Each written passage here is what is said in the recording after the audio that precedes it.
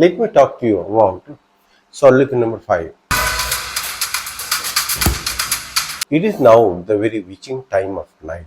This soliloquy, that way, is not a very famous one. This finds place in Act number 3, scene number 2. It is spoken at the very juncture of time when he is ready, Hamlet is ready to speak to his mother. If we see the words like witching time, the appearance of the ghost, the setting of the castle, and many more things that come that make Hamlet easily any Gothic play. At least many critics feel so, ignoring deep psychological meaning in the play.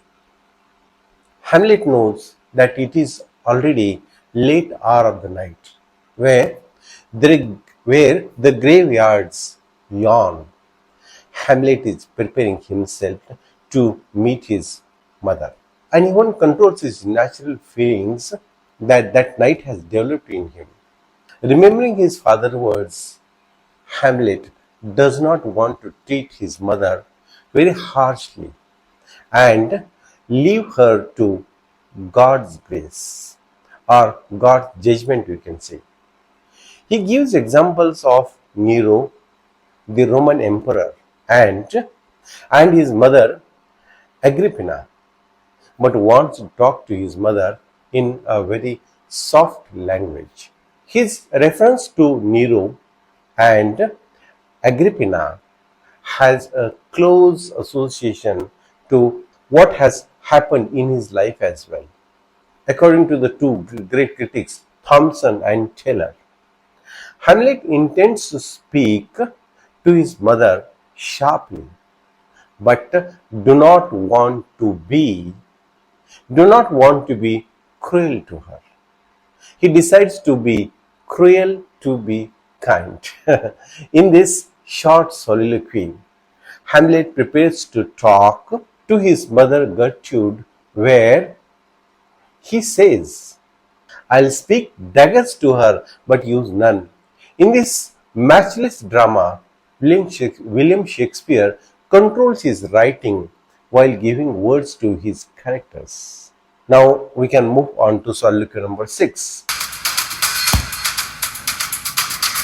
Now I might do it, Pat.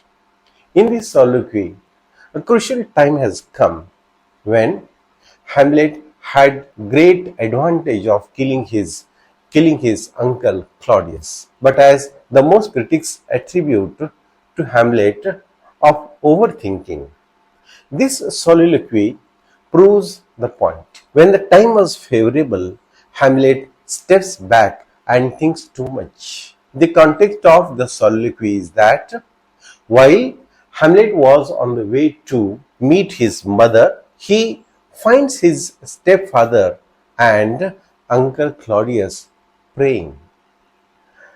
At this moment of a time, Hamlet would have killed Claudius very easily and might have revenged. But Hamlet thinks, should I kill him now?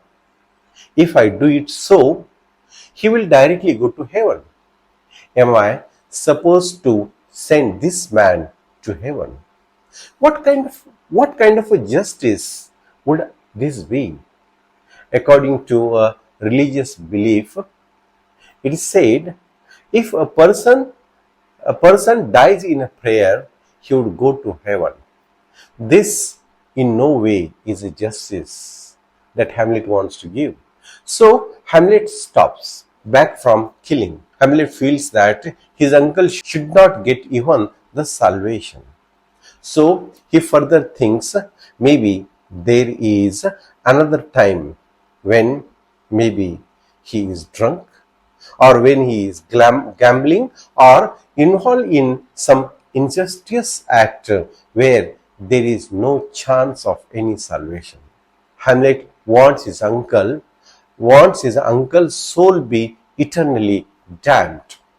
This soliloquy throws light on Hamlet's overthinking nature. This brings forth the theme of action versus inaction. Action versus inaction. that is to be or not to be.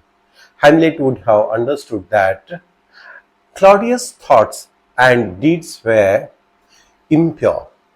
He would have finished the matter then and there itself. But Hamlet cannot do that because he is not supposed to do that. Now the last soliloquy of this play is soliloquy number 7. Hamlet, in this next soliloquy and the last soliloquy, we are going to discuss how all occasions do inform against me. That is the beginning of the soliloquy. The context of this soliloquy is that when Hamlet is on his way to England, his uncle had sent him to England. He happens to see Fortinbras leading his army to capture some part of Poland. As per the reports, Poland was a small territory, hardly of any use to Fortinbras. But the way Fortinbras is possessive about it reminds Hamlet about his inaction. Fortinbras' father was also killed, and Hamlet's father has also made the same kind of lot. Here we find the comparison between the two reactions of these two people, that is Fortinbras and Hamlet. They both are sailing in the same boat. Both of their fathers were killed. Their situation is almost the same, but one person is fierce and other is full of inaction. This very situation makes Hamlet think about, and he breaks in this soliloquy.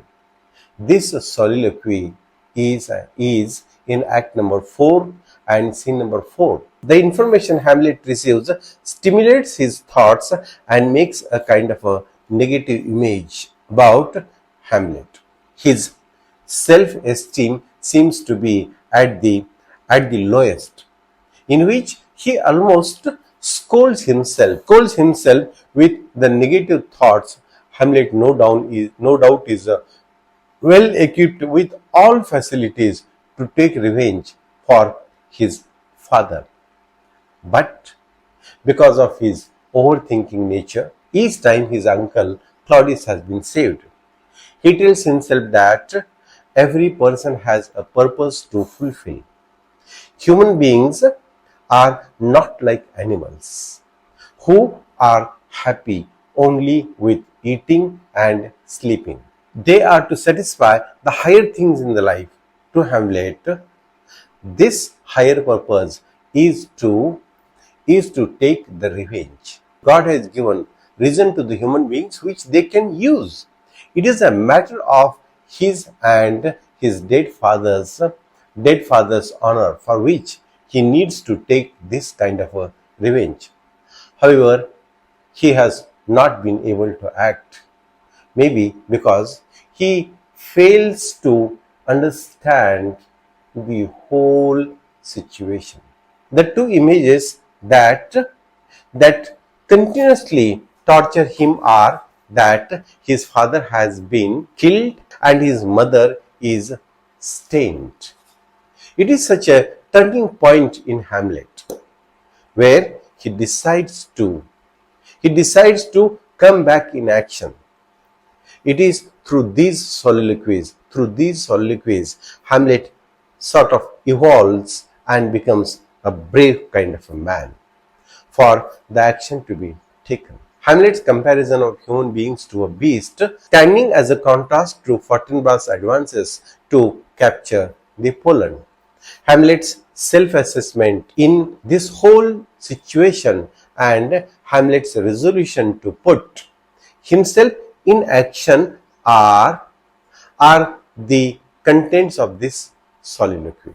Friends, we have tried to understand all the important soliloquies that are present in Hamlet. We have tried to peep in the mind of Hamlet, his confusions, his dilemma in taking the revenge, Hope you have understood it. You will continue studying Shakespeare. Purpose of my video is just to open the way of William Shakespeare to you. Now it is you who have to walk on that way and get the Shakespeare of your choice. With this, I thank you watching my video. Keep watching and subscribing my channel DMS Underlines. Thank you very much.